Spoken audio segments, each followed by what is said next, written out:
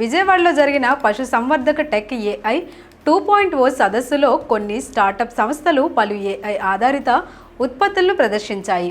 కోళ్లు, పశువులకు ఉపయుక్తమైన వాటిని సదస్సుకు హాజరైన రైతులు, పారిశ్రామికవేత్తలు పరిశీలించారు. ఆయా ఉత్పత్తుల పనితీరు తెలుసుకున్న ముఖ్యమంత్రి వాటిలో కొన్ని మార్పులు సూచించారు. మనకు ఆధార్ కార్డు ఉన్నట్లే పశువులకు ఓ గుర్తింపు సంఖ్య ఇస్తే అది గోదార్ అవుతుందని గోదార్ స్టార్టప్ సహా వ్యవస్థాపకుడు రాహుల్ వర్మ పేర్కొన్నారు. పశువుకు సంబంధించి బయోమెట్రిక్ సైన్స్ ద్వారా యూనిక్ ఐడిని సృష్టిస్తారు. కెమెరా, స్మార్ట్ ఫోన్ ద్వారా దీన్ని రూపొందించవచ్చు. ఆరోగ్య రికార్డులు, బీమా, రాయితీ, రుణాలకు సంబంధించిన సమాచారాన్ని రియల్ టైంలో తెలుసుకోవచ్చు. పశువు పుట్టిన దగ్గర నుంచి చనిపోయే వరకు ఇది పనికొస్తుంది. దేశంలోనే ఆంధ్రప్రదేశ్లో తొలిసారి తిరుపతి జిల్లాలో 25,000 పశువులకు ప్రయోగాత్మకంగా అమలు చేశామని రాహుల్ వర్మ తెలిపారు. జిల్లాలో ఉన్న మొత్తం పశువులను గోదార్ చేయాలని, అనంతరం రాష్ట్రమంతా చేయిస్తామని సీఎం చంద్రబాబు సూచించారు.